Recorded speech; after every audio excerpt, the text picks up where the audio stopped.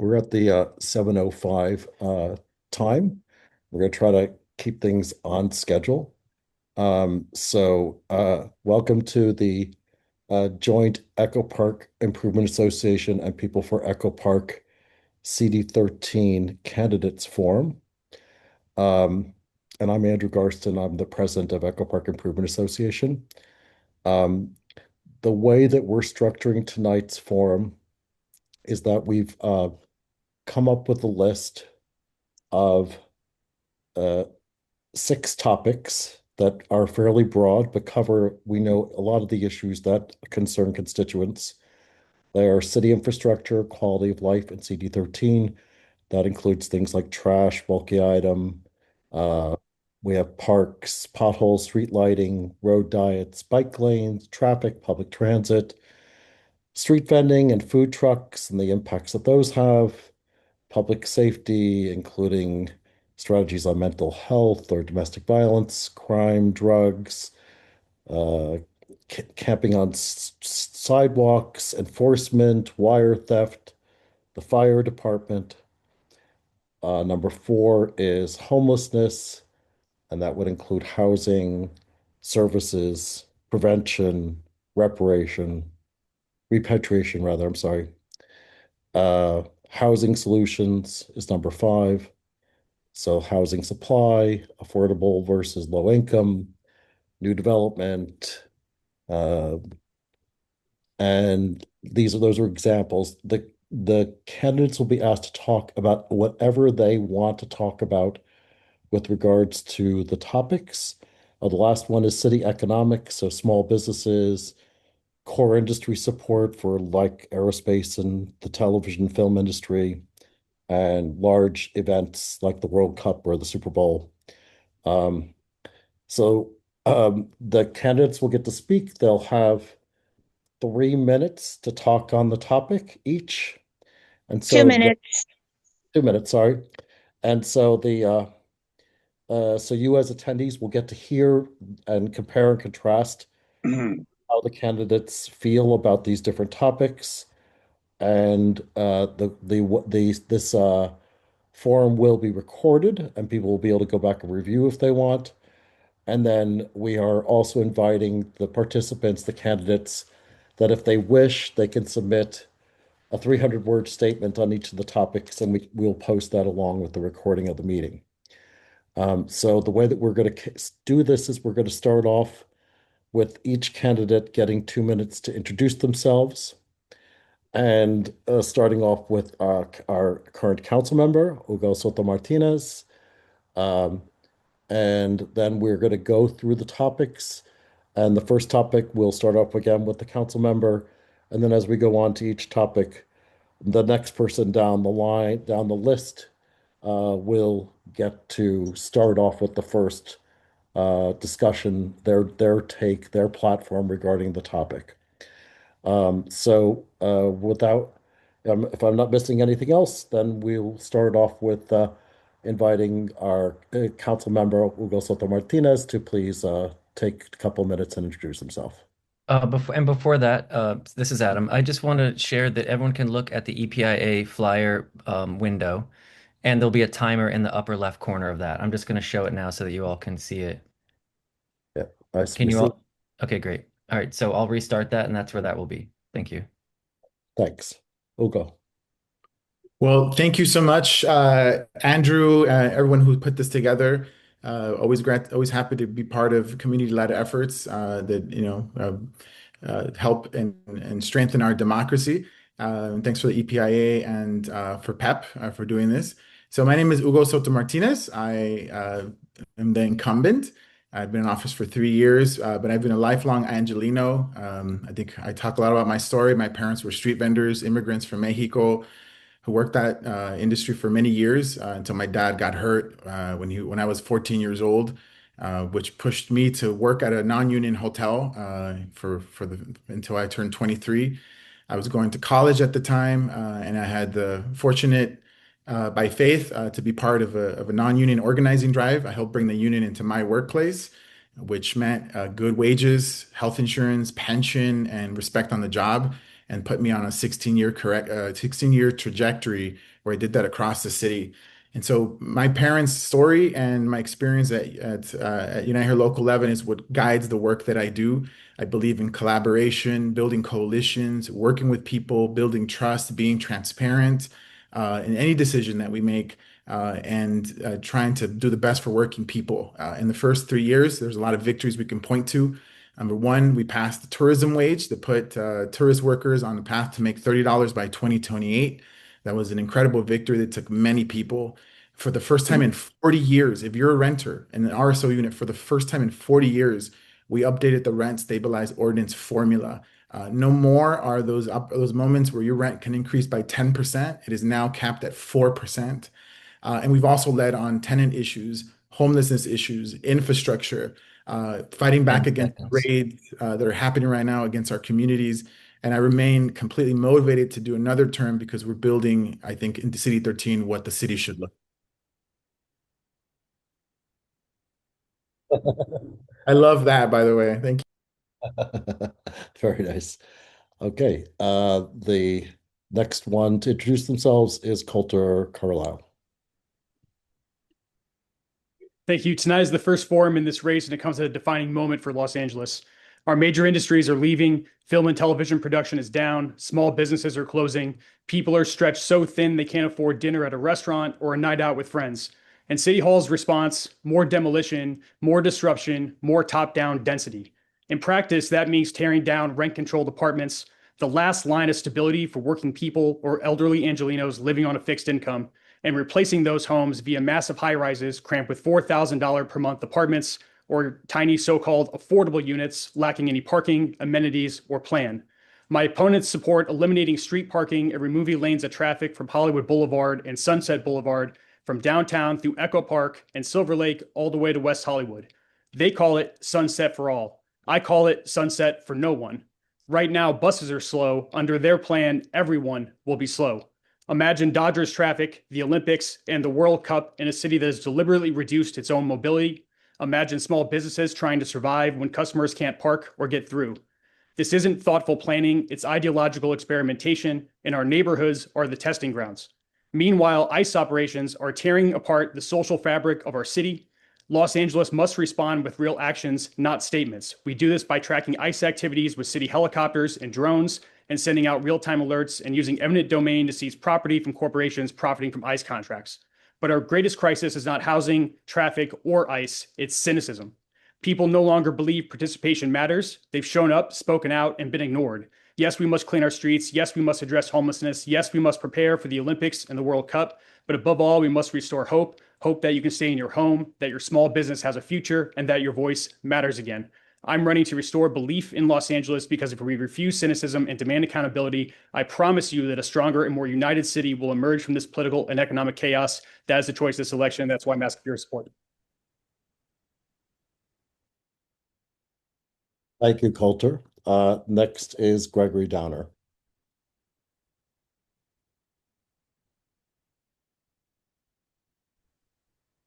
Hello, my name is Gregory Downer, and I am running for council member of the 13th district.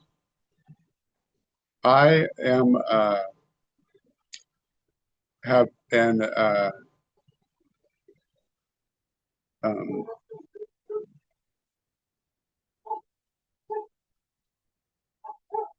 an ancestor. Thank you for your indulgence. Who landed on Massachusetts in 1635.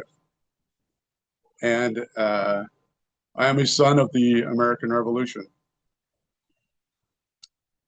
I believe very strongly in this beautiful country that white Christian males have built.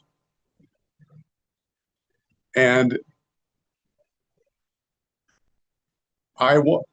my primary focus is to figure out how we can get back to that.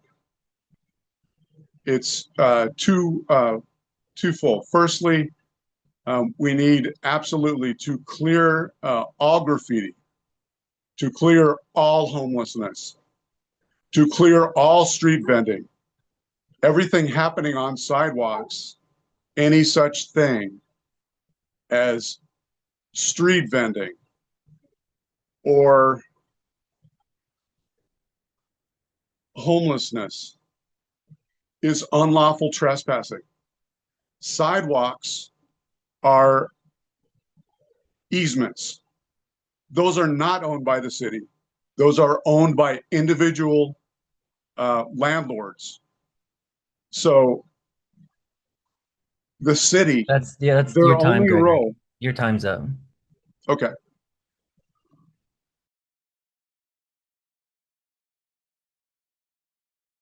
Andrew, you're on mute. Well, that's kind of dumb. Next introduction is from Dylan Kendall. And Dylan, you need to unmute. I think I also thought the panel, the operator was going to do that. So sorry about that. I'm going to take it in a little different direction. Thank you first to everyone for organizing this. It's really exciting to have the opportunity to meet all the community members. I'm going to give you this opportunity to get to know a little bit more about me for the next 2 minutes. So I landed in Hollywood in 1992. I was actually living on a tiny little island off the coast of Africa in the Indian archipelago. And we came here because I had met someone who was very moved by the Hollywood brand, the Hollywood dream. I was not. I have a very different life, but we came here for that. And then within a few months of being here, I got a job bartending in Hollywood at Hollywood and Cahuenga, where I spent 10 years walking the boulevard looking for, I always say Heineken's were $4.50, looking for change, a roll of quarters for a $10 bill. I went to UCLA in the late 1990s, where I got my undergraduate, graduate degrees in cultural anthropology. I then went and did a Coro Public Affairs leadership program. And not long after, I founded Hollywood Arts in 2005, also on Hollywood Boulevard at Wilcox. That was a school that became a national model for helping young people escape homelessness through the arts, through arts education. I became an Ashoka Fellow as a result of Hollywood Arts, which was an opportunity to scale Hollywood Arts internationally. Think of Teach for America or Doctors Without Borders. I then became a grandmother when my foster son had his first child. So I stepped away from Hollywood Arts. That school merged with another nonprofit on Hollywood Boulevard called My Friend's Place. I then founded the ceramics business from the Hollywood Farmers Market, and I scaled that also internationally to distribute in 9 countries, moved manufacturing overseas, built a staff of 10, and I ran that company for 15 years. It still lives in the background as a result of, thank you. Thank you, Dylan. Next introduction comes from Rich Sarian. Good evening. I'm Rich Sarian. I am also running for Council District 13. Lifelong Angelino, my great-grandfather fled Armenia during the genocide and came to Venice, Los Angeles. And he started the family, and then he started a trash company that went to my papa and then my dad and then was going to go to me. So I learned the ropes. I actually learned how to drive a trash truck before I learned how to drive a car.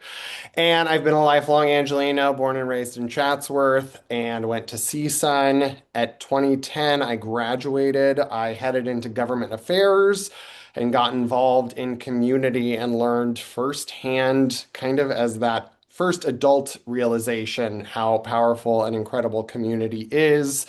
I was immediately a part of the Hollywood Arts Council on that board. That turned into me working as the director of operations for the Hollywood Business Improvement District. I oversaw the clean and safe operations for 4 years, strung the lights over Cahuenga, which was the first of its kind, and created the permitting system with the city's Bureau of Street Lighting Department that is now repeated throughout the city.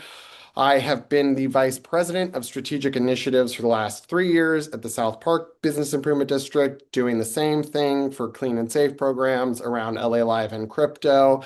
And in the 10 years of my working for the place management industry. I've been certified as a leader. I have been a fellow and am learning from the experts in other cities how they tackle these problems that are international, that Los Angeles is not tackling or thinking about how to actually solve.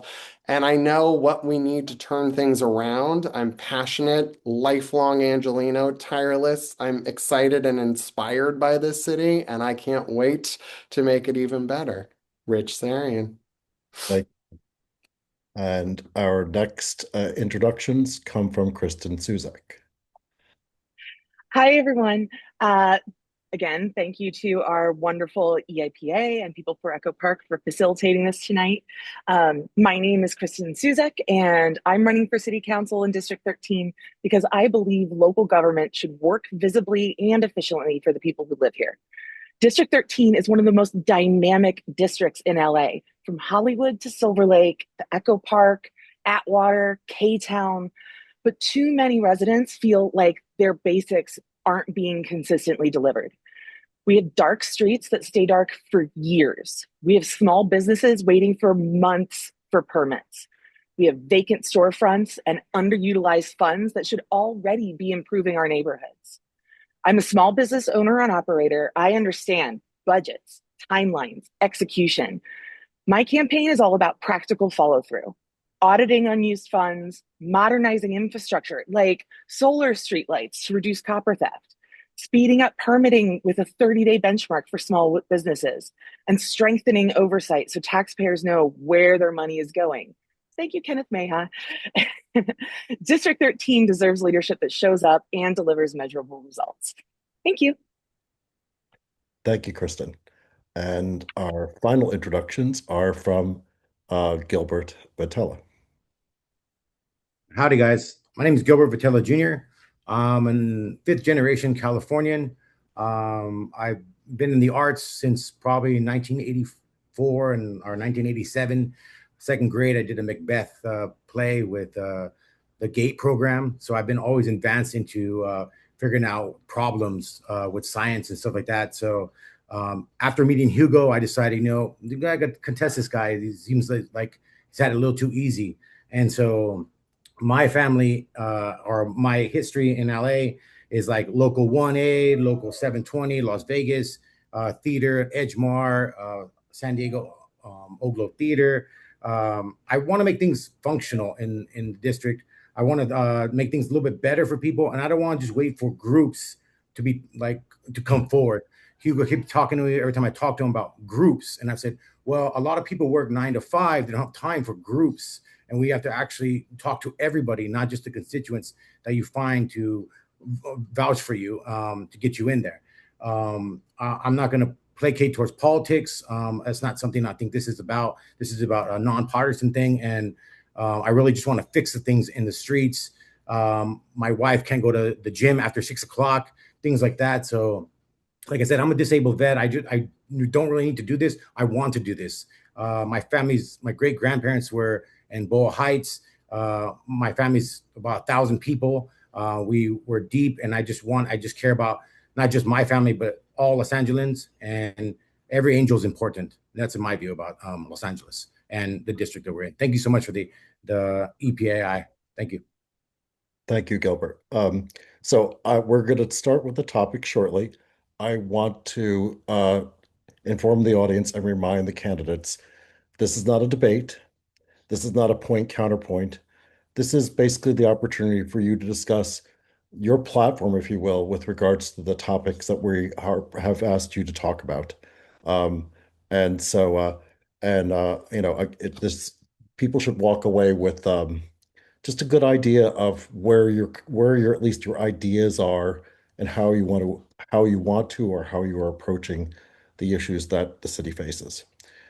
So we are going to start with the first issue, which is, sorry, I'm going to move down my notes. City infrastructure / the quality of life in CD13. And we are going to ask the Councilmember Hugo Soto-Martinez to please start discussing his thoughts on this topic. Thank you, Andrew. This is the issue that we most hear about in CD13, right? It's good to pass big policy and do things of that, but at the end of the day, it's like what people care about is if their broken sidewalks are being fixed, are the streetlights being turned on, are we picking up the trash? What are we doing with sometimes, many times there's a lot of encampments. And I think for this issue, because of the systemic budget challenges that we're facing right now, we just have to be creative and also be honest with the public. Now, that requires a short-term and a long-term solution. In the short term, I'm very happy that we've moved discretionary funds over to trash pickup. We have a LACC team that goes out every single day that is directed by our office, that is based on the calls that we get to our office. And so if folks call our office, we can usually expedite that cleanup faster than a 311 request. On our street lights, because we haven't assessed our street lighting fees in 30 years, we have moved discretionary funds over to a dedicated streetlight team, which just started working this week. Before that, we were using overtime to augment the work that we're doing. And so we should see an immediate change. But that is just the short-term solution. In the long term, we are just having to look at the budget as a whole. As I mentioned, our streetlight assessment hasn't been done in 30 years. I think that's just a dishonest conversation we're having with the public, but that should change this year because of the amount of the pushing that myself and other council members have done. And trash pickup, that has to be a budget conversation that oftentimes we prioritize other parts of the city, and those debates happen. But I do believe quality of life are the more important things. So, anyways, a lot of things to talk about, but I think there's a short-term and a long-term solution when we deal with these issues. Thank you, Councilmember. Colter. Are you ready for me? Yes, please go ahead, Colter. Great. I agree with a lot of what Hugo said. I think it is important that we are honest with the public about how bad this budget situation is. We have $1 billion budget situation that the city council, including Hugo, has put us into at this point. I think that the important thing to think about isn't just the infrastructure and all these other questions, because most of the answers to these questions are going to be, well, we can use our discretionary funds as council members to solve them, whether it's trash pickup, whether it's infrastructure, whatever it is, right? And I think the more important question is about the political infrastructure, because I do not believe that we are in an economic crisis or a fiscal crisis. I believe that we are in a political and civic engagement crisis that has manifested into a political crisis. That is why it's so important to me that we start by organizing the neighborhood councils and lifting them up, adding more money to them, using more support from the council office to build them up so that we can build cohesion within our communities and get more people involved. I don't think there's any way that we're going to solve most of these problems without getting more normal people involved in the process. And so essentially we have two options, right? We can use our discretionary funds to hire people, bring in staff, or we can create an infrastructure where people feel comfortable engaging with the political system. This is the point that I made earlier in my opening speech, is that people have tried to engage with the system in Los Angeles. They've tried to improve their communities and been constantly stonewalled or even punished for doing that with fines for planting trees on their streets or what have you, right? And so that's why it's so important that we start by building up the neighborhood councils. And the other aspect of this, I think is important. I almost wish we would have led with the economic aspect of this, because we're going to be in a worse budget situation year in, year out going forward. And so I think it's really important that we organize all of the small businesses, because if we're in a situation where the economy is going to continue to get worse, if normal people are going to have less money to spend, then small businesses are going to go down first. And that's why it's really important that we organize all the small businesses. I can talk more about that when we get to the economic section, but all of those are going to be the critical things we need to start addressing these other problems.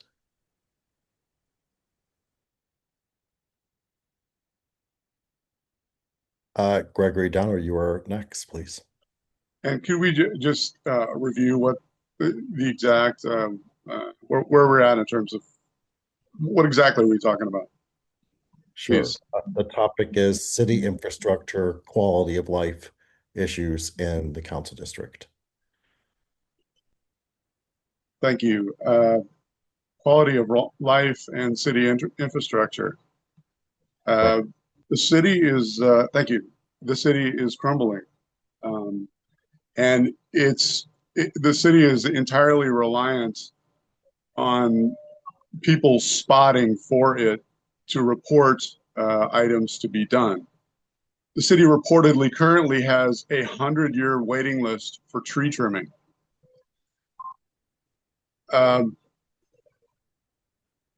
first thing that I would do regarding the spotting matter is the city must have hired and dedicated people to go out and spot and actually cite things, such as graffiti, such as bulky item pickups, such as crumbling curbs, such as trees blocking street sweepers. We must have dedicated people spotting for that. You can't just rely on, okay, maybe someone will report it, maybe they won't. But if they don't, it will never get done. And it needs to. In terms of neighborhood councils, if I'm elected your council member of District 13, I will bring in initially members of the elected neighborhood councils on my staff. They will work inside my offices. And anybody who helped me get elected, those unfortunately would not be people whom I would be hiring to work in my offices. Those people, I would do whatever I could to help them get jobs within the city. However, again, we need to bring neighborhood councils into the city to just be right there directly with us. Okay, your time is up, Gregory. Thank you, Gregory. Dylan, please go ahead. So I want to say, I think everybody here is going to point out the same realities for the council district. We have potholes, we've got bulk items, we've got streetlights that are down. And the one thing I've noticed, as probably the only candidate who's actually scaled a company internationally, is that we continue to budget in scarcity, which is never actually an effective model if we want to look at growth. And so I would ask that we flip that narrative and think about budgeting in abundance. And that then allows us to do a couple of things. Number one, we look, for example, at the idle funds. We know the city controller has already identified up to $30 million that we're not using. We know Quimby dollars could be used for parks. We know $4 million in Quimby is sitting there unused.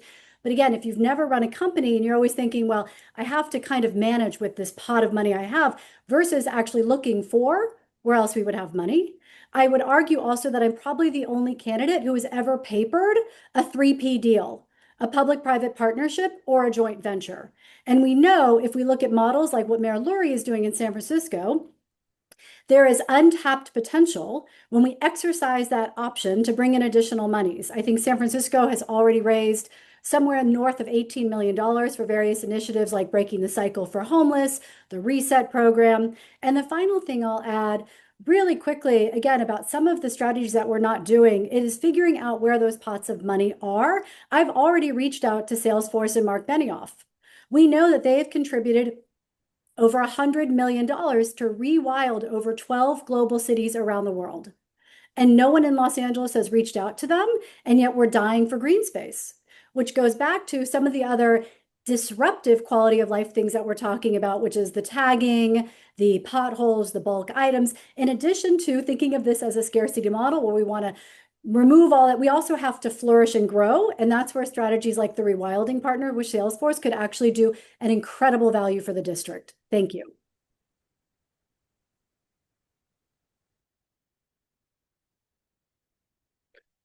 Okay, let's see. Next is Rich Sarian.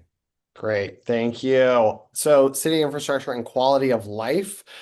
I look around, there's trash everywhere. There's bulky item. The other council districts have dedicated clean street teams that are in-house, and they are, trucks with 2 employees driving around picking up stuff so that the residents don't have to report it. The residents reporting it is a fail-safe after that. So that is something I will implement immediately and find and fight for in the funding sense, having 3 to 5 of those teams roaming the district.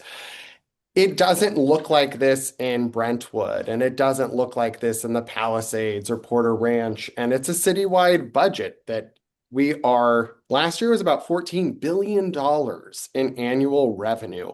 $14 billion is so much money to fix the problems that we have and are up against with our city infrastructure that it's laughable that the $1 million that Councilmember Gerardo was able to secure for BSL repairs was all that they were able to give. We have got a 1940s model of city bureaucracy and funding that we need to really chip away at and quickly and use technology so that we can give the funding to the city services for the residents who live here, who pay so much in taxes that do not want to pay any more taxes. But instead, like in our district, there were thousands of green waste bins that were just delivered.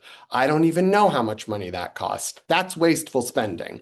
But when you've got $14 billion annually and you have these quality of life issues that other cities don't have, trash is a universal problem. But having a designated clean street team and figuring out and knowing how our budget actually can operate for us in city services is what I plan on doing and look forward to. Thank you. The next speaker on this topic is Kristen Suszek. Hey again. So we're all pretty aligned on the basics here. I believe infrastructure isn't ideological, it's operational. We have too many blocks in District 13 that are dark because copper wire has been stripped and replacement just takes years. That cycle of theft and delay just isn't acceptable. So we should be auditing these unused neighborhood improvement funds, as my fellow candidates have said. We should accelerate repairs with clear timelines and begin deploying solar-powered streetlights that would reduce the copper dependency and therefore the theft and lower our long-term costs as far as electricity goes. We also need, as we've all said, faster graffiti and bulky item response and to have a street team group in a place would be a tremendous benefit to that. We need transparent repair dashboards. 311 is great, but when I put a request in, it just goes into a little black hole and it may or may not get done. Also, we need some corridor-based improvement plans for Hollywood Boulevard, Sunset Junction, Echo Park. Our residents deserve visible results. Thank you. Thank you. And the next speaker on this topic is Gilbert.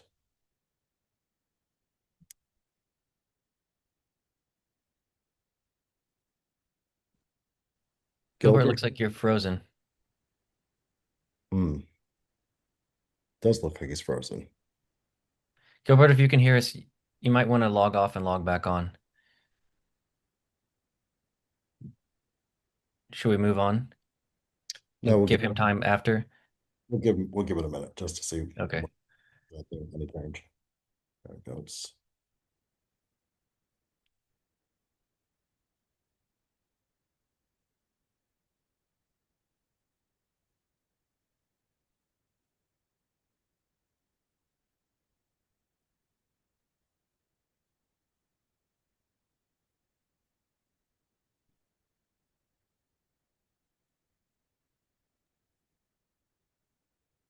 Okay, I think that we'll move to the next topic.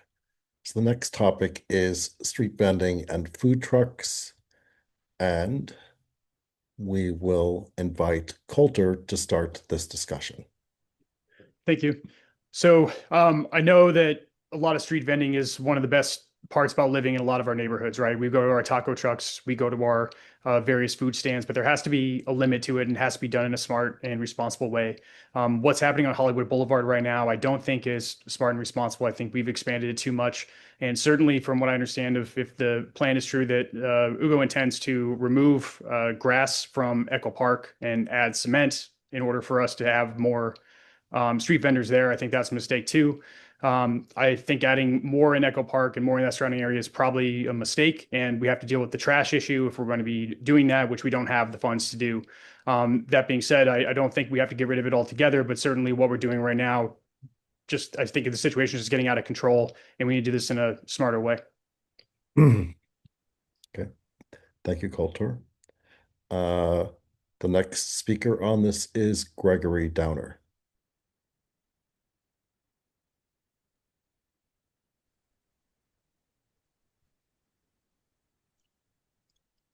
Thank you. Yes. Again, individual parcels are owned, of course, by those same individual owners, which extend into sidewalks and into streets. And the city has no right to license out anyone to do anything in there, such as street vending or pitching tents for overnight stays. The city does not have the right to do that. Again, those are not owned by the city. Sidewalks are owned by those owners, and they are easements. The city's duty is to remove or keep people moving along in those areas. That's it. And it's exclusively a police matter. There is no one else that should be working on that. Police just keep moving people along. They don't have a right to set up there. We've just completely gone away from how Western civilization functions. It's just a basic, ultimately, the city is violating the private property rights and is derelict in their duty in keeping things moving. They're violating the private property rights of those individual owners. That's it. No one has the right to set up shop in any way, shape, or form. And again, it's exclusively a police matter, keeping people moving along. That's your time. Thank you very much. Thank you. Dylan, go ahead. Andrew, would you like to allow Gilbert to talk on the last topic, just so we can move on? Sure. Is Gilbert back? Okay, great. Yeah, he's back. So if you want to unmute yourself, Gilbert, and we were finishing the last topic, city infrastructure, quality of life, and you dropped off. So if you want to go ahead and talk about that, please do. Yeah, I won't take too long, you guys. So for me, I look at all this stuff, and everybody talks about all this stuff. This is District CD13, and I think that a lot of people in the district and the council letters, members, and even people in this that are participating here, they're not really talking about District 13. And everybody talks about Los Angeles, and this is not San Francisco, this is not San Diego. We really have to focus on District 13 and what we can get. And so for me, it's just like, if we can't plan to fix things, why are we throwing parties? Why are we throwing events? I'm not saying I'm anti-party. I work in the film industry, I work in television, and so I get it, but maybe we should pick and choose certain things so we can use those budgets and that discretionary stuff to say, okay, well, let's fix this out. Because I don't know if you guys throw a party at your house or have had an event, you don't throw something and don't prepare your house for that event. And whether it's the marathon, maybe we cut the marathon down a little bit and we go down 1 or 2 streets away, not so much, or it takes so much business away from the local owners. Did we talk to the local owners about that? As far as, I don't want to get too far off on that topic, but as far as the trash and stuff like that, as far as I'm concerned is, I think on the 13th day of every month, we should put bulk 40-foot trash cans around, about 13 of them around from Atwater Village all the way down to East Central Hollywood, Echo Park, different locations. And we use apps and we get into the 21st century and make sure we are talking to each other that way, and not just brazenly like, oh, well, I didn't hear from you, or I don't know what's going on. And so everybody feels like, I feel like everybody's not focused on District 13. That's why we're here. And for me, I just want to make sure that that's something everybody needs to get back focused on. You know, this is not, we're not the city. We're just Hollywood, Central Hollywood, Echo Park, Atwater, up in the LA River. And we really need to focus on that and the money we have there. Hugo, I just went to an appointment the other day, not Hugo, but I'm sorry. Sorry, your time's up, Gilbert. Yep. So we are going to switch back to street vending and food trucks And Dylan is the next speaker. Thank you. Again, it's a great question. I just want to paint some context. So I built, this business from the farmer's market table at Hollywood and Selma. So I have great empathy and understanding about how important street vending is as a gateway, a low pressure gateway to take a business from nothing to something. I also live right by Los Angeles City College, where my brother teaches and my nephews attend. So I've been able to see directly the impact of street vending that is operating without any regulations. And the unfortunate, sad reality is, while we may think there's an ideological North Star to just allow street vending to happen whenever and wherever, it's harming the actual street vendors who are permitted and who are following the rules that the city has established for their own growth and protection. So I just wanted to bring that up. We certainly discovered that when we were walking the Los Angeles City College swap meet, and we were speaking to a lot of the street vendors who were inside, who had followed the rules and were permitted, their businesses were being cannibalized by all the unpermitted street vending that was happening outside. So again, nobody is winning in this scenario. However, I firmly believe that street vending, as I said earlier, plays a dynamic part of the small business strategy for the district. So the goal is to integrate the vending economy into the way CD13 declares itself open for business. And then we hit two goals. We allow all of our vendors to thrive because we give them the supports they actually need when they follow the proper procedures, everything from waste management to product storage to security. And we also bring order back to our neighborhoods. So we clear our sidewalks for accessible passage for all people, from moms with strollers to, I have an ADA issue with the Braille Institute across from the LACC swap meet because that's out of compliance. So we want to think holistically about both. Thank you, Dylan. Next speaker on this topic is Rich Sarian. All right.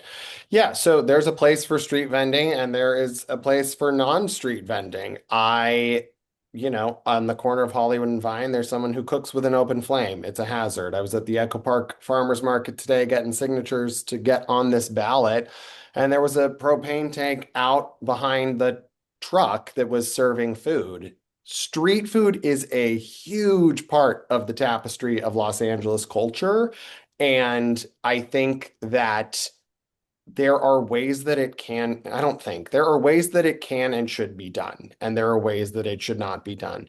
We dealt a lot on the Walk of Fame with aggressive CD handlers and cartoon or costume characters and such. And that's a part of it, but more specific to Echo Park, the fruit carts are great. They're beautiful. There's one guy, I think it's Guillermo, I forget or Guido, who has a fruit cart at Silver Lake and permitted, incredible human who is a good behavior. And then there's 10 other bad behaviors, and we have to be better about getting those bad behaviors to move their business elsewhere so that it's not inhabiting the sidewalk the way that it's a deterrent for other businesses that are operating. And, at the parks, it's not obstructing the right of way.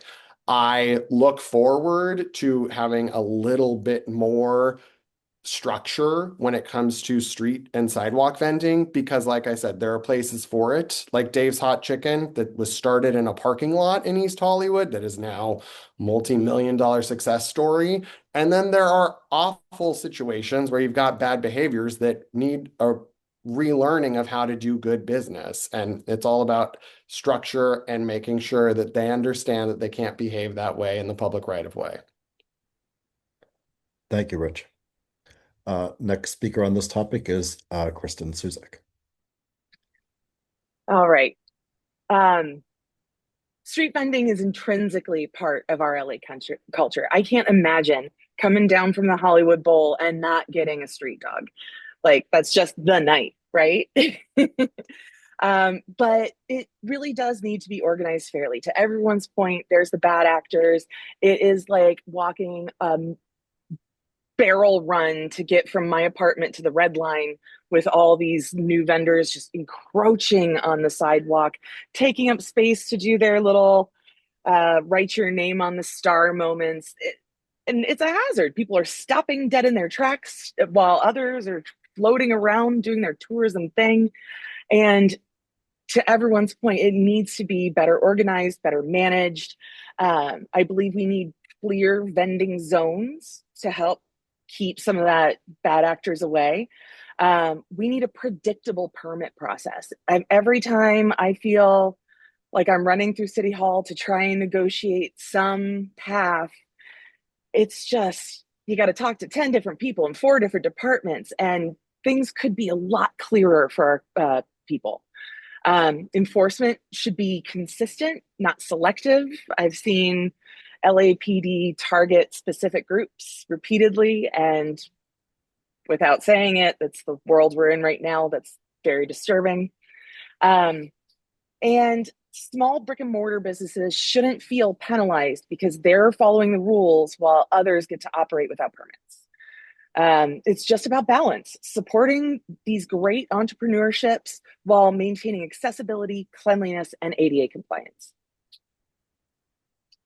Thank you, Kristen. Next speaker on this topic is Gilbert Vitela Jr.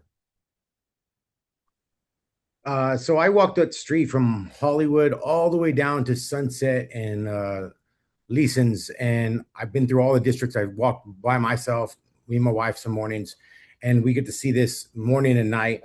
And I would say that there's 2 things.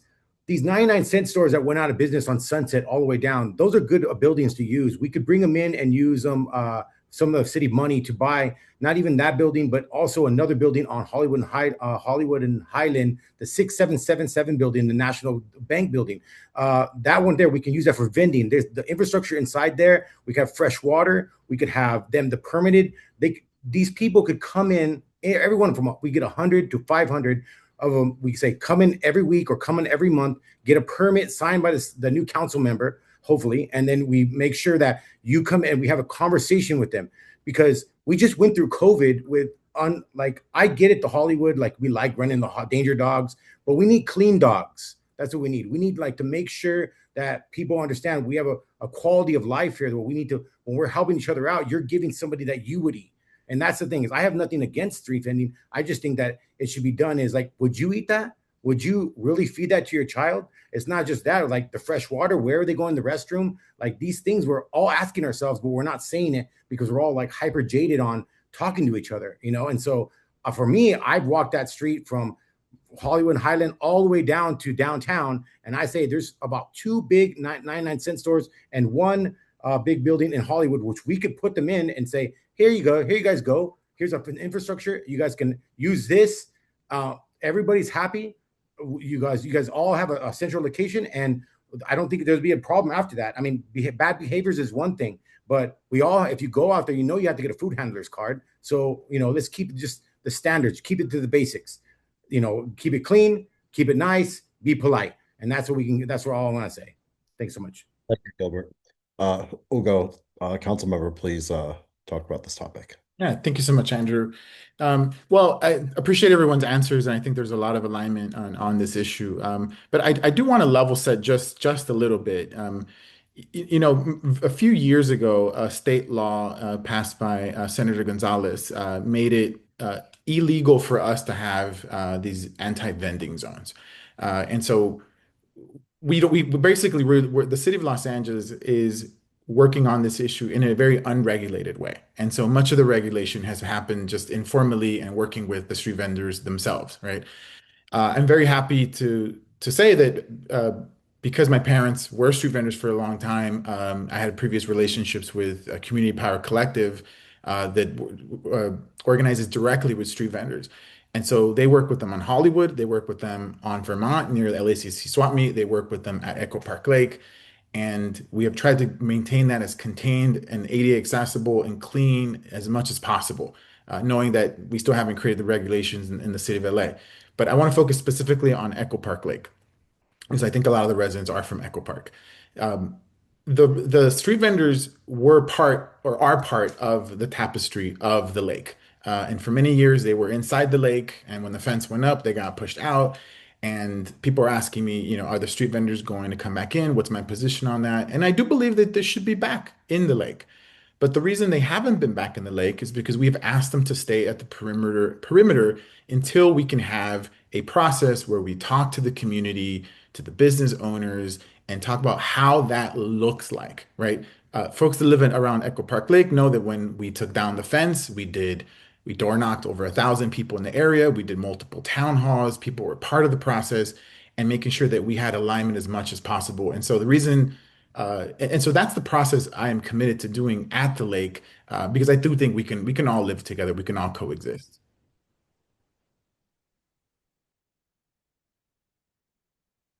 Thank you, Councilmember. That concludes that topic, and the next topic we will talk about is public safety, and that will start with Gregory Downer.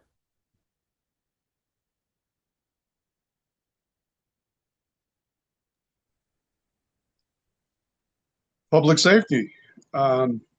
Yeah, that goes right into we have to completely clear out homelessness, completely clear out street vending, completely clean the city, trash, debris, graffiti. That's it. We're looking at these all of these things exacerbate problems regarding public safety. They're the cause. This well, the city is in the business of abating all that stuff, but instead it is derelict in its duty from doing so, and it's promoting it via these reckless policies of allowing people to do whatever they want on any sidewalk. It's just recklessness, and it's again a dereliction of duty. We have to totally clear it out in terms of okay, let's talk about the economy. Production, manufacturing, and factories need to be it. That is the middle class. We need to focus on bringing that back. That is the sole driver of the economy. And frankly, it's the only economy. Everything else is a satellite of that. And it is completely gone for the most part. There's weapons manufacturing, but that's not producing value that people want to pay for. That's all happening for the most part in China. That's your time, Gregory. Thank you, Gregory. Next speaker on this topic is Kendall, Dylan Kendall. Thank you. So I take public safety very seriously. And as a result, I've done ride-alongs with both the Olympic Division and the Hollywood Division, because I believe that you can't make decisions about public safety if you've never seen what our officers are really dealing with. And what I saw was incredible. It was very serious. I saw encampments taken over by MS-13. We saw guns in Runyon Canyon in an encampment. And this isn't abstract. This is what Los Angelinos are living with every day. I believe that our officers are doing incredible work under very impossible conditions.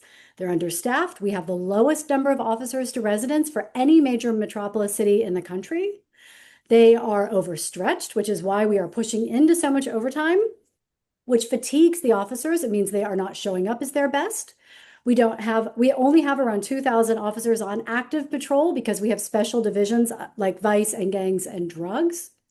So my commitment to public safety is that every member of my council office staff will do the ride-alongs before they weigh in on any public safety decision. Because I really, truly believe that, again, we cannot make decisions about how Los Angelinos are experiencing public safety in their neighborhoods unless they're sitting in that patrol car and seeing it through the eyes of our law enforcement. Thank you. Thank you, Dylan. Next speaker on the subject is Rich Sarian. Aye. Public safety, there's a lot of topics in there, so I will go in a more general sense. When we are able to chip away at the budget like I'm planning on and getting some actual investment funding to repair our streetlights, it will feel safer. It doesn't feel safe right now in Los Angeles because it's practically pitch black. And also reworking the budget so that we can have a dedicated clean street team. It will feel safer because the streets and the sidewalks will be clean and not cluttered. A bigger part of that, though, is listening to the residents and hearing them out in the public safety realm. I have launched and overseen the clean and safe programs with ambassadors for both Hollywood in that business improvement district and the downtown business improvement district. It takes listening to every resident in that general area to know where they do and don't feel safe. There are crime rings that, it seems like they just start from nowhere. And in all reality, it's years of neglect in a neighborhood from the leaders that are not listening to the community and putting LAPD resources where they can and should be. I think that we can move into the future with our public safety and add the unarmed crisis response that our city already has intact and really bulk that up with funding so that our police are given a lot more opportunities to respond to crises where you have public safety officers that are responding to the break-ins and the things that have already happened instead of everyone calling the 911 and infiltrating. So there's, really bad call times. I know that public safety is something we will work on and finally get it right, but it's all about listening to the residents and responding to them. And I look forward to doing that. Thank you, Rich. Kristen. There we go. Yeah, obviously our public safety should be strong, but it should also be more modern and efficient.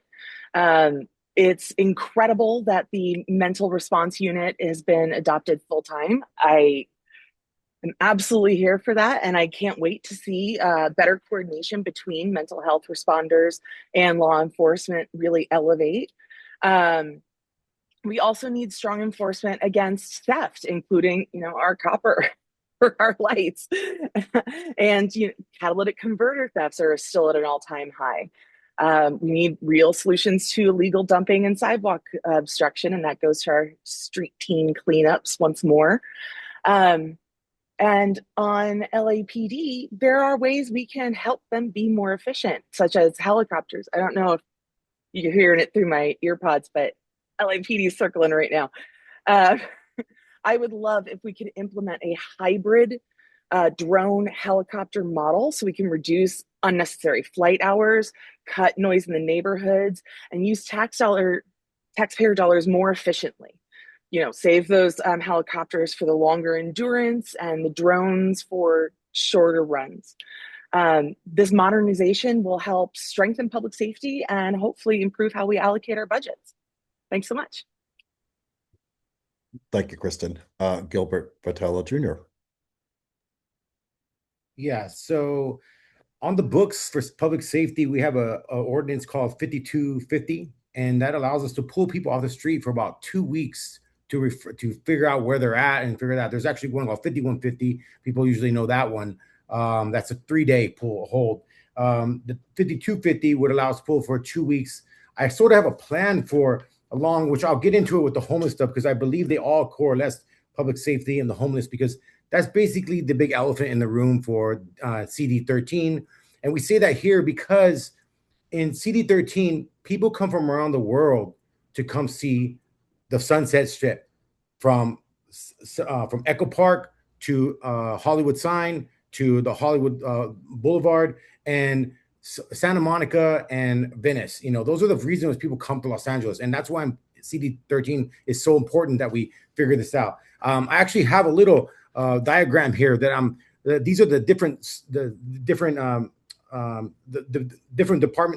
different sections of this LA County. And I was thinking that we could actually pick up everybody in these districts and move them to a facility that we could buy together using the 5250 and making sure that we can bring the Cal State master's programs guys with the mental health students in, so we could start working with them to help the less fortunate, the homeless people. I'm a veteran, and we use students for mental health at the VA hospital. So I don't see why we couldn't use students to help mentally ill people that are on the streets, that if they can't understand why they're there or where they come from, that's an issue, you know. And we can also invest. Most of these people, they come from other states and other regions. And we could, I mean, we have the power of being the 5th largest economy in the world to invoice these other metropolitans and say, hey, where did this person come from? Let's invoice them and get a little bit of money for these programs. We don't all have to pay out of our own pocket for this stuff. This is just a little bit, I'll touch a little bit more base when we get to the homeless part, but that's pretty much what I'd like to talk to for right now. Thank you so much. Thank you, Gilbert. Hugo Soto-Martinez. Yes, thank you so much, Andrew. You know, this is one of the most important issues and the most important thing the city should be doing, you know, for its residents. But I do want to expand what we talk about when we say public safety, right? It is about LAPD and crime and crime prevention. It's also about the fire department, but it's also about our broken sidewalks. People fall and trip and hurt themselves all the time. It's also about traffic violence. Last year, we had more people die of traffic violence than homicides in the city. And so to me, all those things are when we talk about public safety. But I want to focus on what I think the public sees it as how most people define it in the public, and that's how we interact when we feel that we are in danger or something is happening in our neighborhoods. And what right now we need a public safety response that meets the needs of why we are calling, and we simply don't have it, although we are improving it. When someone calls 911 because someone is outside of their home and is just not in their five senses, someone from the unarmed model of crisis response should be the person that responds to that. And so I'm very happy that a few days ago, we passed a vote in City Council because we've been leading on this to make that program permanent, which I think is a wonderful thing. When someone calls 911 and it is a non-violent, non-threatening call, instead of that being directed to LAPD or LAFD, it's now being directed to one of several service providers that we have across the city. The person that shows up knows how to deal with those situations. They've been trained, they're medical experts, they know how to de-escalate. And this is an example of how we're heading in the right direction, although we need to expand it. Right now, they don't take that many calls, but we're going to keep doing that, and we're going to have public safety that everyone deserves here in the city.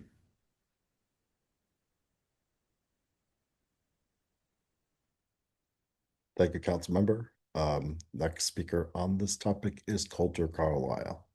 Thank you, Andrew. Want to start by maybe bringing up some of the obvious here. Our council member has no relationship with LAPD. This has made it very difficult for us to coordinate with LAPD. It's been very difficult for the neighborhood councils to coordinate with LAPD on the issues that we need to coordinate with them on. I also agree that we need to add another 1,000 police officers. I'd like to get that number up to 9,500, as Mayor Bass has asked us to do. I don't think we have any choice but to do that, especially with the Olympics and FIFA coming up. I think it's a no-brainer that we have to add more officers. I would personally like to add a lot of the officers to the vice unit so we can go after prostitution and we can go after gangs. I think those are key issues for us solving a lot of other issues around public safety. I also support enforcing SB 43, which is a state Senate bill, which will allow us to take folks that are experiencing extreme mental health and drug addiction issues and put them into state mental health facilities, such as St. Vincent's Hospital, which should be online in the next couple of years.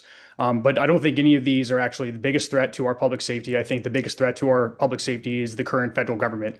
What they're doing and coming in and terrorizing our community, making us live under this constant threat, what they're doing to our economy. That's why it's so important that we put together policies that are going to fight back against ICE. There's nothing that's going to hurt our economy more than taking the people spending money. There's nothing that's going to hurt the spirit of Los Angeles more than us not standing up for our immigrant neighbors. That's why I think it's so important that we move forward with the plan that I put out around this, where we use city helicopters and drones to track ICE activity, have rolling alerts by neighborhood. And like I said, I also believe it's important that we use eminent domain to go after the property of the corporations that are profiting off the ICE contracts, particularly Hilton, who has a $47 million contract to house the ICE agents. If we're not doing that, then we're going to put ourselves in a situation where we're going to create a political economy around this. We're never going to be able to stop it. Thank you very much, Gregory. Coulter.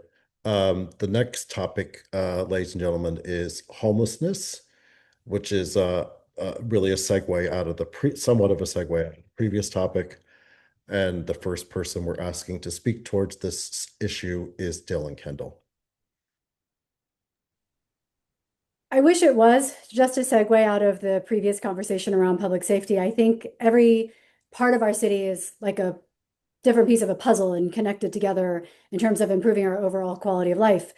But I just want to start by, again, giving some context. In 2005, I founded the only school in the nation to use arts-based education to disrupt the path to chronic homelessness for kids aging out of foster care at 18, aging out of the juvenile justice system, or running away from deep poverty. And in 2005, Antonio Villaraigosa was quoted in the New York Times as saying we had over 80,000 people on our streets. So we know this is not a new problem. I want to quickly rest on Hollywood Arts. So the model was we gave young people a place to be off the street. We educated them. We activated their intrinsic motivation and their sense of purpose. We helped them create communities. And I can very proudly say that now, almost 17 years later, and those young adults are almost 40, we have families, we have jobs, we have school, we have everything else that one would want to create a functioning life for someone who is at threat of facing chronic homelessness. And for me, that was a longitudinal study I would not have been able to know if we weren't here now in 2026. At the same time, homelessness now looks very different than it did in 2005. We have drugs that are overtaking the folks who are struggling living outside that were nothing near what we saw in 2005. So I just want to quickly say we need to use multi-strategies. Compassion is now literally the death of us. We need to redesign our housing so they include purpose-based activities. We need to be quick and immediate in triaging about people who are having drug issues or any psychiatric episodes, which we can do through models like Reset that we see in San Francisco. And we need to move the tents. We need to activate around 4118 and 5611 because our small businesses are struggling as well. Thank you. Thank you, Dylan. The next speaker would be Rich Sarian. Thank you. Yeah, so other cities have figured out how to solve homelessness and are working on it. We are not solving homelessness, we're managing it. I assure you that it is not decreasing because I just did the homeless count and they take our word on how many homeless people we have in our city. We do not use technology. It is very hard to count the homeless, but we're not using data. We're not tracking those that we put in the Inside Safe program in their longevity. The city of Houston, Texas, 12 years ago, decided that they wanted to solve homelessness. They created a streamline program. It's the Way Home. And under this umbrella, they put every single service provider that provided services for the homeless and streamlined it so that every single homeless person is put into a house or unit, and they are given the services, the papers, everything to start their life from scratch. In those 12 years, the city of Houston, Texas has seen a decline in homelessness of 63%. Astonishing. We're spending $1 billion a year and have only put about 1,500 people into a unit. We do not know where they will go after that or what happens. We are not doing anything to solve homelessness, and I look forward to working to ensure that we come up with a completely different program with the amount of funding that we have that ensures we solve homelessness the way other cities have instead of managing it the way that we are. I cannot wait to bring the leaders from Houston, Texas out here to help us figure that out immediately. We did our own little plan, called it Inside Safe, and I assure you, it is not working, and we need a whole new plan if we actually want to solve homelessness.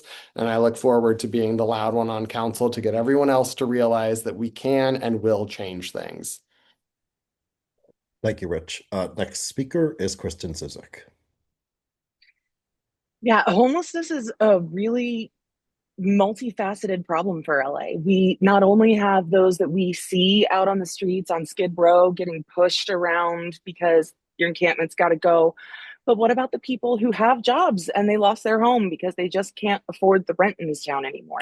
This goes to Rich's point of, we don't track this. We don't know who's actually struggling and at what point on this journey they're on so that we can better help them. This means we need better prevention, better services, and accountability. We need faster pathways to interim housing, stronger coordination of services across departments, and transparent tracking of outcomes, which, again, we simply don't have at this point. We can't continue spending billions with a B without clear performance metrics. Compassion and accountability need to work together here, but only so far as we can make this work. Thank you. Thank you, Kristen. Next speaker is Gilbert Vitela Jr. Yeah, so the big problem with, well, I just want to mention the homeless stuff. We actually, the county has a tracking system now. If you have most of these homeless people are on Medi-Cal and they're able to track them. About 100 feet away from Hugo's office, I actually went down under the bridge and I talked to the county people, and actually they have a tracking system, and they said it's kind of new. We've been doing it, and that's how we find out where they're at. So actually we can find these people and see where they're at. The big problem, exactly what Rick's saying, is the number. We don't have the number of who the responsibility is. Who's responsible for these 100,000, these 10,000. We need to get a number down, and with the tracking system that's coming in, I think that's going to be able to help us a lot.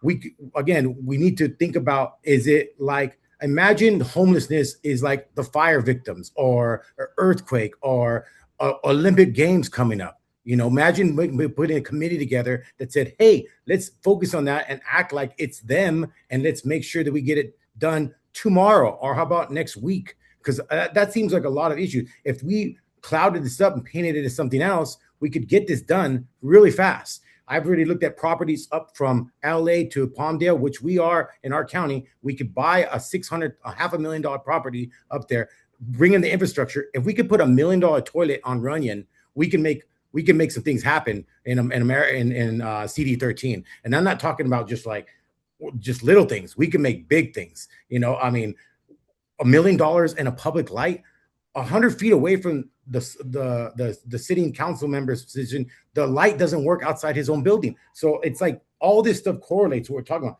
public safety, homelessness. The next subject, housing situations. I mean, I'll let it stop there because I know I can keep going. I'm really passionate about this subject. It's a personal thing to me, and I really just, with the cops, it's like crying wolf. The cops aren't going to come every single time because it's like, okay, it's a homeless guy crying wolf. That's your time, Gilbert.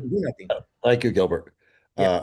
Councilmember Soto-Martinez. Yeah, thank you so much. This is obviously continues to be a very important issue for the city. But when we talk about homelessness, we have to talk about what are the pipelines that are causing people to become homeless, right? Number one issue is people can't afford rent. Almost 60% of the folks are in the street because of that. Number three are lack of mental health and drug addiction services. And for women, the number one issue is that they're fleeing domestic violence. Those are the things that are pushing people into the street. Now, I'm very happy that since being elected, we created an entire team that is dedicated to that exclusively. And we've also used our discretionary funds to augment that with a street medicine team. Because of that, we were able to coordinate with the 40 plus service providers in our district. We talked to all of them, including our county partners and many amazing organizations in Hollywood. And because of that, we've seen a decrease, including the mayor. I got to give the mayor a shout out for her program Insight SIF and being brave to tackle this issue. And as a result of that, we've seen a decrease in CD13 by 25%.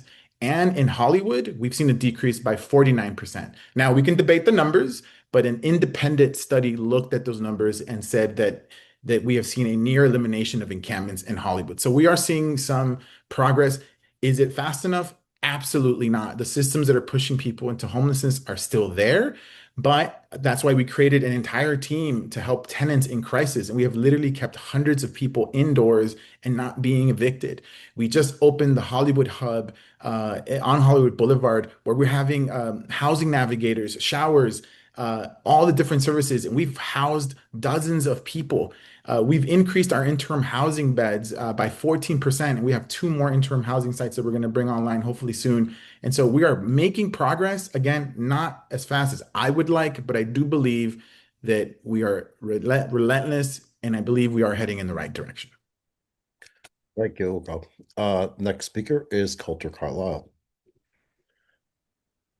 We have a judge that came out and almost put us into receivership because we had $2.4 billion between us and the county that was unaccounted for in terms of how we're putting out these services. There's nothing else that we need to know about the situation to know that how we're handling homelessness is not working. There's no way that you could look at those numbers and say this is going well. It's not. Especially with what is happening with the city budget and the county budget, where we've seen a lot of the cuts is around homeless services. And so I think the situation is going to get dramatically worse over the next few years, pretty much no matter who's in office, until we can start turning that situation around. Our whole homeless services sector is probably going to have to be rebuilt from the ground up. The other point I want to make to what Hugo said about the rents, this is the main point I want to hit home to everyone here, that what we are currently doing are pushing policies that are going to be destroying rent-controlled housing. That is currently affordable housing. And then we are going to be building a bunch of really expensive things on top of it. Now, I can talk more about that when we get into the housing section, but that is what is pushing up these issues around affordability in the city.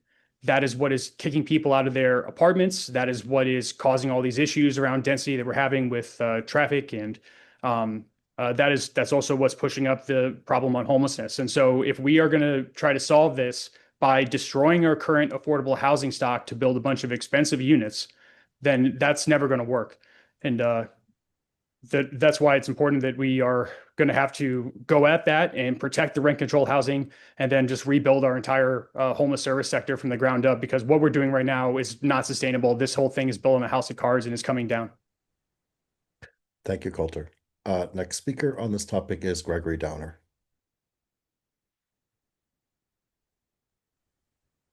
Yes, the homeless industrial complex is an absolute unmitigated disgrace and grotesque. My country has become unrecognizable. CEOs of nonprofits, in the what are they making? $500,000 buying mansions and luxury vehicles. And the only thing that's happening with homelessness itself is it's increasing. If you add, if you provide people incentive, they will become homeless, and that's what's happening. The city is providing an incentive for people to become homeless.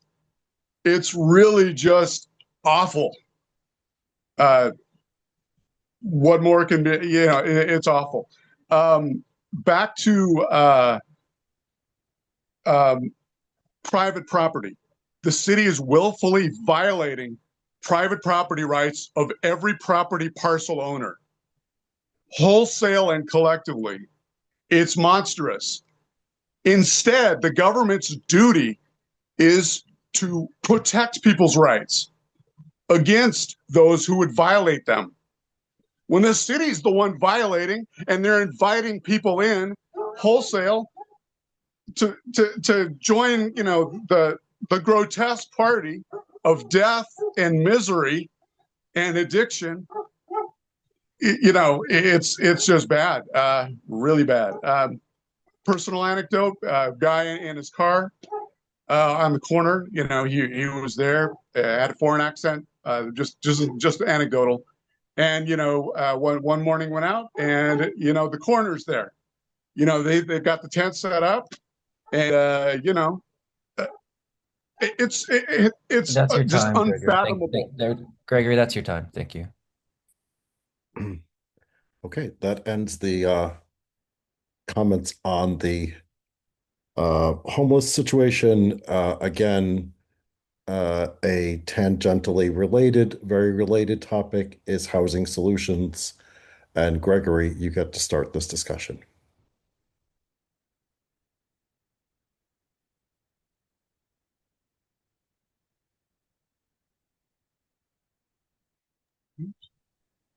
a little technical with the mute unmute.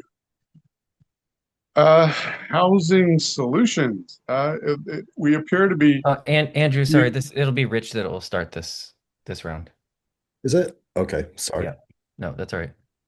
Okay, yes, I'm sorry, you're right. No worries. Can we start the clock over? Sorry. Thank you. All right, housing solutions. I have worked with developers who sit on the boards of business improvement districts for about a decade, and the city of Los Angeles is redlined. So we don't have to worry about SB 79 because no one's building here right now.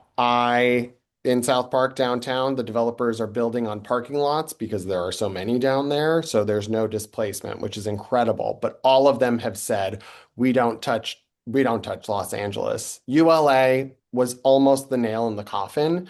It can be undone in a successful way for ULA if we carve out affordable housing and multi-unit housing for construction. We will see development start with that. That actually went to council a little bit ago and it was shot down, shockingly. Number two to that is permitting and DWP. Having my relationships that I do with developers who sit on my board, the horror stories I have heard are actually, I understand why no one wants to build in this city because DWP makes it almost impossible, holding up projects 11 to 15 months long for getting them on the grid and all kinds of bonkers reasons for being a very profitable department in the city of Los Angeles. So that needs restructuring immediately, as well as permitting. Mayor Lori up in San Francisco, they launched their Permit SF program, which streamlined with technology. Again, we're still operating like a 1940s city and not like it's 2026.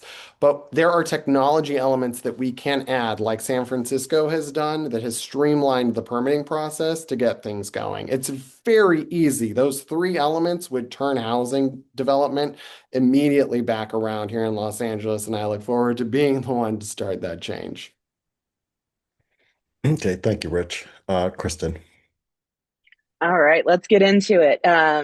District 13 is renter majority, and I'm someone who has experienced firsthand how landlords will toe the line on what is legal in the RSO and the housing department in order to constructively evict you or just pressure you out to an inch of your own sanity. Meanwhile, I see plenty of vacancies available in luxury high-rise apartments that frankly no one can afford. So we need to strengthen our tenant protections as they are and make enforcement accessible. I shouldn't have to go to 3 hearings to show why my landlord is not being a good dude. We need to improve transparency on how Measure ULA funds are going to be deployed. And we need to address the long-term vacant units that reduce supply and weaken corridors. You can go down Hollywood Boulevard, Highland, and there's entire swaths of vacant storefronts, vacant apartment buildings that have been sitting there to rot for 5 or more years. We should explore targeted vacancy accountability measures to discourage speculative housing, like a vacancy tax. And housing should prioritize stability for residents, not financial extraction for large institutional investors. We can support housing production while protecting neighborhood character and renter stability. Thank you, Kristen. Gilbert Vitela Jr. Okay, so the housing thing, the solutions, we got to bring in the city, the neighborhood council's opinion on this, because we have to figure if we're going to be a city of the future, and especially in our CD13, if we're going to build up or if it's safer to build up. We obviously have the earthquake situations and those possibilities, but if they do it in Thailand and they do it in other places in the world, we have possibilities that we could do. But we really would need to bring in all city council members, whether every single opinion, every different part of our CD13, and ask them, what should we do? Because it's like, we're representing the people of CD13. I am not the person who's going to represent myself or what I want to do CD13. It's what the people in CD13 want to do. I don't want to overwhelm people with parking. Nobody's mentioned parking at all. And really, in my building, we don't talk. I mean, I say the city county assessor, I think, has a problem with this because with our problem of housing, because they're assessing properties at grotesque amount of rates. My building in 2017 was $900,000. Today, in the last assessment in 2025, it's 15.2 million. That's like almost 2,000% rise in that session. I've talked to Pang, Mr. Jeffrey, and I've asked him this: where did you come up with this number? How did you get these numbers? And I've brought it up to Hugo and his office, and I've said, how do we get in these numbers? And this is the reason why we have a problem with homelessness, because we're thinking of equities over the angels. We aren't taking care of our angels here, and we're letting them overvalue things, and then they're not coming down. If you buy a Porsche and it's not as much value anymore, it goes down. So we need to bring down some of these properties down to realistic levels and stop allowing people to just sit on the money. And that's a big deal. And the buildups are getting crazy. Costco has ideas for building on top of their buildings. We have a Costco here in our district, CD13. We could easily talk to them in that district, ask their local constituents there how they feel about that. The mayor's trip to Paris, that's your they do a time. lot of stuff in Paris about it. So in Paris, they have stuff with all this stuff. Thank you, Gilbert. Thank you, Gilbert. Hugo. Great. Thank you so much, Andrew. This is probably maybe the most urgent issue in the city, right? It's a very unaffordable city to live in. Kristen, I gotta agree with what you're saying, that the amount of harassment of tenants and things is just like, it's real. We deal with it every single day. And just to put this in perspective, every month we get between 600 and 800 evictions of filing evictions for non-payment of rent. And so this is a serious issue. And we got to get down to the three Ps, right? It's production. We got to build more housing. And we got to build it as much as we can and wherever we can. That's just the reality of the situation. We just don't have enough housing. And we've seen other cities that speed up production. The rents can drop and people can live comfortably in the city. We have to preserve the current RSOs, units that we have as much as possible. Sometimes we have tough decisions, but luckily we passed the RPO, which is protecting folks in case there's a demolition. And we have to protect tenants, make sure they're not being harassed, that they have the right to counsel, that we're trying to lower the rents as much as possible. Those are the three things we need to do. But I want to focus a little bit on the production side. The largest complaint right now for housing developers is that the entitlements are much faster now because of the changes we made, but the permitting process is now taking longer than the entitlement process. That's kind of crazy because of DWP, because of the lack of streamlined permitting. That's a real thing. And of course, it's a very risky endeavor to build housing. And so we're not seeing the investment that we need. And on the protection of tenants, even though we're doing a lot of work, people are still being evicted. We still have an eviction to homelessness pipeline. We need to continue to strengthen those protections. We're doing such a good job in CD13 that the housing department is sending them to our office. Like, that's crazy. And so we're trying to build on a citywide protect. Thank you, Hugo. Colter. I think what Hugo and Rich both said is really dangerous. What they are talking about is trying to streamline the process for them to destroy your rent control department. When we talk about adding density, we don't have a lot of land in Los Angeles to build this on. So what is happening is they're coming to our rent control departments, they're evicting the tenants, knocking down the building, and then building something that is much more expensive on top of it. Now, the reason for that is because it's very expensive to build this stuff, and they have to charge a lot in order to do that, and the land is expensive. That's why what Hugo has done by supporting the Hollywood Community Plan, by supporting SB 79, which will allow up to 10-story buildings around transit corridors, is all part of this plan and vision that he has to add an enormous amount of density to Los Angeles and evict the tenants and then make the traffic and parking situation horrible. And that's the other side of this, is that the other large buildings they're building that are 100 units, 200 units, 300 units, they're quote unquote affordable housing buildings, but they're about 200, 230 square feet for a lot of these units. There's 80% of these projects have no parking. And so what that's going to mean is that we're going to have a completely devastated parking situation all through Echo Park, all through Silver Lake. East Hollywood, because of particular zoning plans that we have, are especially in threat of this. That's because our buildings only go up to about 3 or 4 stories, but it used to be a red line neighborhood. And so you have this situation where now that they've changed these zoning policies, then we are now in a situation where you're not just talking about single family houses being knocked down.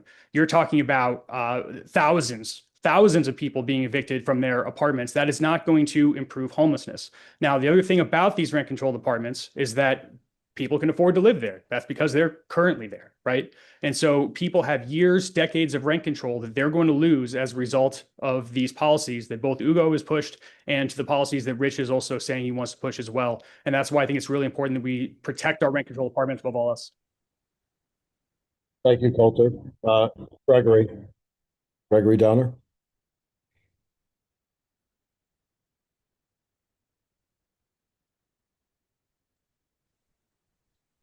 Yes, food, clothing, and shelter are basic human necessities. One would never rent one's food. One would never rent one's clothing. And in that same vein, one should never rent their shelter. I would like to see, I'm not a fan of landlords and landlording, frankly. I would like to see a pathway for people to own where they live, own all these units, some of which are going to be coming online soon, which have been built. Just the mantra of we've got to build more, you know, et cetera, that we've listened to for the past few years, just, you know, that's just an out of context. It's meaningless. The marketplace handles that. But again, back to tenants. One should own where they live. And I would like to see that happen. Wholesale, at scale, for everyone in the city. There's absolutely no reason that, you know, landlords should be getting rich off of off of one needing shelter. And again, food and clothing. One would never rent one's clothing. One would never rent one's food. And the same goes for housing. It's an identical matter. You know, so some of the realities, people getting evicted. You know, you don't get evicted from your own home, from a landlord. You know. Thank you, Gregory. Dylan. So I just want to start by saying I'm a renter. I've been a renter for 30 years in this district. So I want to kind of give that from where my point of view stems. We know that we have a shortage of housing supply. This is not news to anybody. We need around 450,000 new homes by 2029 to meet our regional housing needs assessment. And we know that the best way to do that, particularly in this district, is through infill housing. But I also want to pull back a little because we throw around a lot of language without really understanding or unpacking what all of those different housing needs are. So I'll just kind of run through them quickly. We know we need recovery housing. That goes back to what I was saying about Hollywood Arts. When we try housing first models like they do in Houston, which by the way, they can do that in Houston much more quickly because they are a no use zoning city. So they're able to build housing much more quickly than we are. If you lean back into what Soto-Martinez was saying about our permitting issues and the GWP, those are real challenges. So Houston builds more housing. They leaned heavily into the housing first model. And of course, we've seen now, regretfully, they're struggling with keeping people in those housing. So we need recovery housing that works for people to move in off from the streets that's subsidized. We need affordable housing, which is what we consider low income housing. That's the legal definition of it. We need workforce housing, which is for our teachers, our nurses. And that's kind of more where I think a lot of us are kind of settling into. And then I'm a mom. We also need first-time home buying options for the next generation of Angelenos. So by that, we need to increase our condo stock, our townhome stock, so families stay in the city. Because right now we're seeing family flight. They simply just can't afford to start a family here or build anything here. Well, that also takes a workforce with it as well. When we see that kind of flight, we see that with LAUSD where our numbers are shrinking. These are what's happening in real time because we do not have enough housing stock. I think a lot about housing. On my website, there's an entire plan called Vacant to Vibrant that uses adaptive reuse, that uses those empties we've seen, that leans heavily into residential over retail, which builds on a 15-minute city model, which economically our corridors as well. Thank you. Thank you, Deb. And so our last topic is for the evening is city economics. And Kristen, you will be starting this topic off. All right. As a small business owner, I believe small businesses power our district. We need to be establishing a District 13 small business fast track, commit to 30-day permit review benchmarks, activate our vacant storefronts with temporary permits. We also need to support our core industries like our struggling entertainment and less than struggling aerospace by making Los Angeles competitive and profitable and efficient. Large events like the Olympics and the World Cup are coming in, and we need those to leave lasting neighborhood improvements, not just a temporary spectacle that's going to be left to languish as we've seen in other countries. Economic growth should strengthen our local corridors, not bypass them. So let's get our small businesses back to work and up and running. Fill some of those storefronts.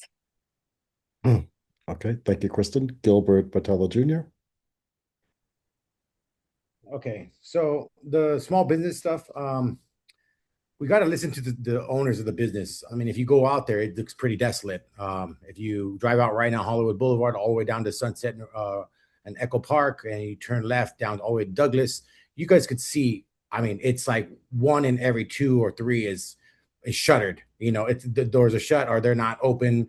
We have weird hours. Nothing's consistent. As it goes along with the city, there's nothing consistent. We need to focus on tourism 101.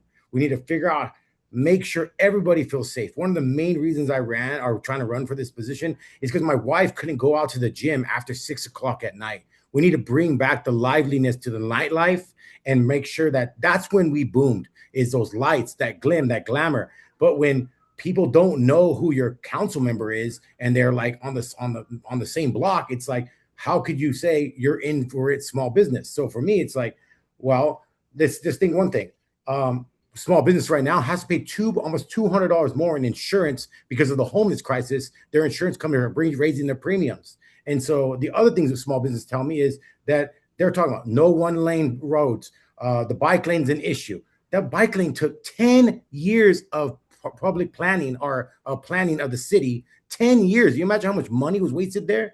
Time, I'm not against bike lanes, but we should think about where we're putting these lanes in, what we're doing, and make it efficiently. Time zones, I would say, hey, let's make a time zone on some of these lanes and make it for the parking, because again, parking's an issue for the small business. Where are they going to park? Where are they going to be safe to have their customers come up? And if we're not doing that, we're not thinking of small business. We're just thinking about how to get elected again. And so for me, it's just like, I don't need to do this. I'm doing this because I want to help people. I'm a volunteer family. I come from an old American family, just volunteer time, and it'll come back tenfold. That's the way things should be in our society. And with the Olympics, I mean, I agree one thing with Hugo when I talked to him, we should have passed on them. We should not have done the Olympics. We should have saved that money for something else. And that's why I'll leave it at that. Thank you, Gilbert. Hugo, I'm sorry. Thank you so much, Andrew. This is a wonderful subject because it is evolving in the city. But I have to admit, we don't have a grand vision in the city for economic development. This has been very clear in my first 3 years in office. But I do want to talk a little bit about what we're doing in the district, and I'll come back to the larger city, challenges.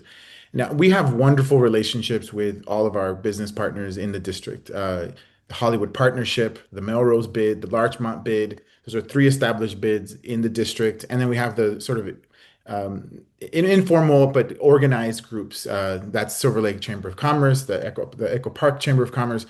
We try to use as many resources as we can to bring business into those areas. We love closing down the street and activating those streets. We just had an event on Sunday for the Lunar New Year in Larchmont Boulevard. We had literally hundreds of people show up, increasing foot traffic.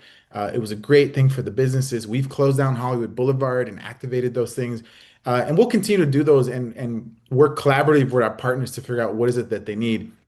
But for the larger city plan, we simply don't have it. And this was laid bare during the consolidation of multiple departments, which is why we introduced a motion to look at what other cities are doing. What is San Diego doing? What is New York doing? What is LA County doing? We got to just look at other models and try to emulate what other folks are doing.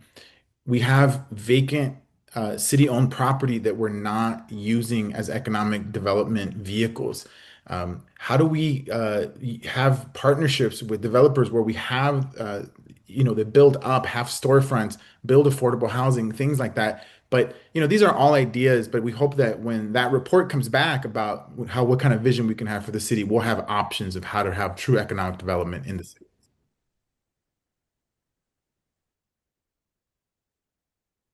Thank you, Hugo. I want to mention we're coming down to the wire. So for people that are for all those of you that are still attending, it's about 10 more minutes left.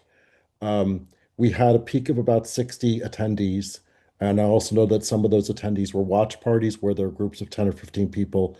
So we actually had, quite a good group of people, and thank you all for attending and for participating. This is how democracy works. When these opinions, these ideas are exchanged, you actually influence each other, and whoever comes out and becomes the council member winds up being a better candidate because they participated in forums like this, and a better representative of the people.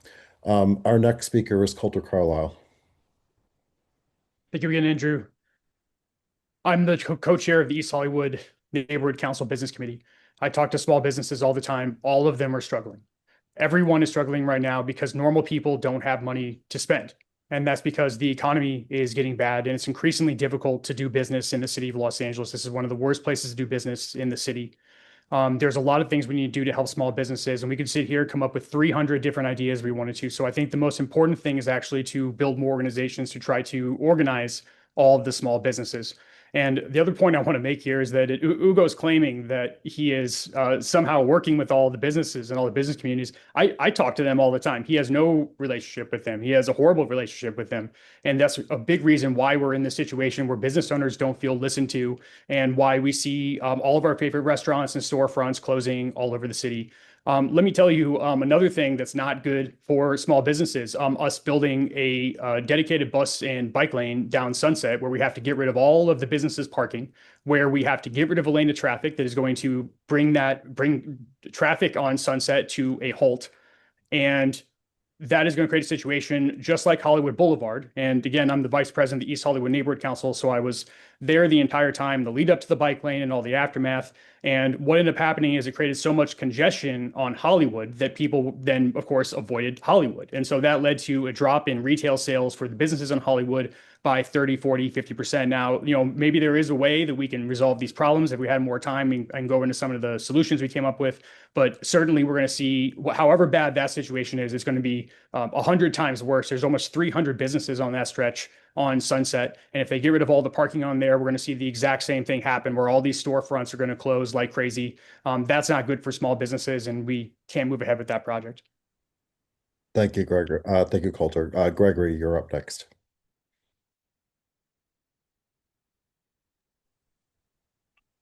Yes, I was taken looking at the stadium in Inglewood. There it sits, beautiful. I mean, it's an architectural marvel, but it does nothing. I was there during the day. No game. No games. No events going on there. It does nothing. Nothing is produced there. Nothing is manufactured there. It's not a factory. The principal driver of an economy is production, manufacturing, and factories. That is it. That's the middle class. That's everything. The small business stuff, which is discussed at length, is really that's satellite stuff. It's not the principal driver of the economy, and we don't have that. again, it's been sent outside of our borders. We need to have a dedicated discussion about bringing, again, production, manufacturing, and factories within the city of Los Angeles for people to work, produce, and thrive, and have the money for then, okay, let's go out to eat. Let's patronize a small business. Okay. But that's not the principal driver, again, of the economy. Also, the event, which is the Olympics coming up, or another event, that's 2 weeks. Lots of people will get like temp jobs, for instance, working security. Okay. So they're going to work for a couple weeks. Thank you, Thank Greg. you, Gregory. Dylan, please.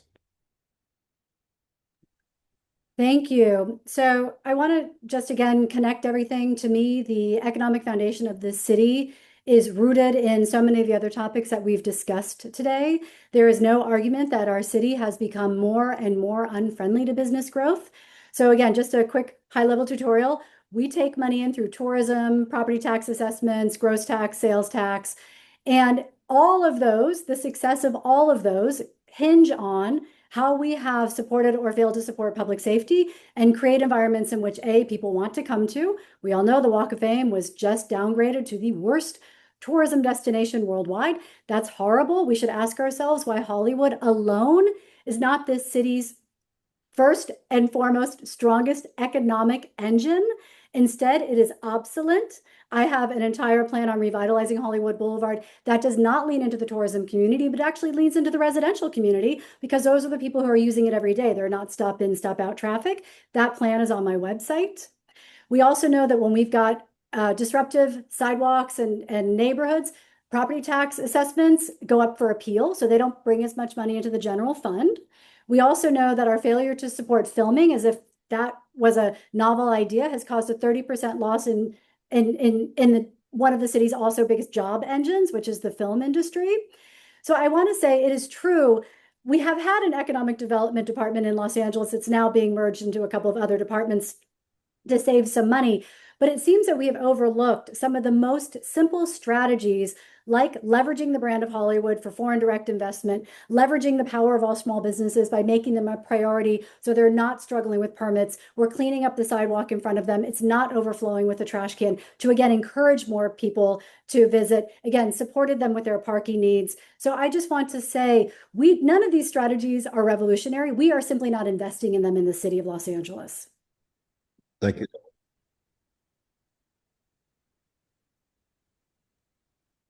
Okay, and our last speaker on our last subject is Rich Sarian. Thank you. So the last 10 years or so that I've mentioned in my career is in place management, which is in the business improvement districts throughout the nation. We are a big umbrella and just network of the greatest minds that are actually getting stuff done because cities cannot. Kathleen Rawson, who runs the Hollywood Partnership, is like a mother to me. You've got Chris Larson in Houston. I can call anyone immediately and get answers and things done. Back in December, we had Assemblymember Matt Haney come out to visit downtown Los Angeles to pick his brain, because up in San Francisco, which is where his district is, they are turning things around. It is because they've got a mayor that cares. They've got assembly members that care. They have all come together to work for the greater good and to increase economic development. So we brought him out here, picked his brain. It was incredible. He mentioned to me, he's like, everyone was just done and we wanted to do the hard work to get the city back on track. I started the Downtown Los Angeles Bid Council from that conversation, which is now the 8 bids of downtown Los Angeles. We hired Urban Land Institute for a services advisory panel because that's what San Francisco did. There are experts that can do these things immediately. The fact that we asked staff for the city to report back on what can be done and what other cities are doing, pick up the phone call and call them. Assembly members will come to Los Angeles to help us out. It's relationship building. I have those relationships and 10 years of experience of economic development. It's also attraction. We have got to clean our streets and our sidewalks. We've got to get light back so that people want to come back and really shop and spend their dollars here and there. The relationships are there, the answers are out there. It should not take a report back from staff, and I look forward to getting my people in day one to figure that out. Thank you, Rich. Again, I want to thank all. It's wonderful that all of you candidates came and got onto this forum. A Zoom format makes it easier for all of you, and I know that it will be harder for you to get together face to face, but I hope that you do. I want you to keep on talking these issues. It's really important that we actually start. The city needs to start moving forward in positive directions to solve problems. It's too many years of spinning wheels. I want to thank all the attendees. This webinar, this candidates forum was recorded. Please let your friends know. Refer them to the EPIA social media websites where there'll be information. I wish you all the best of luck in your campaigns. And, I'll do like this thing, like God bless Council District 13. Good night. Thank you, Andrew. Thanks, everyone. Have a wonderful night. Thank you. Thanks, EPIA. Appreciate it.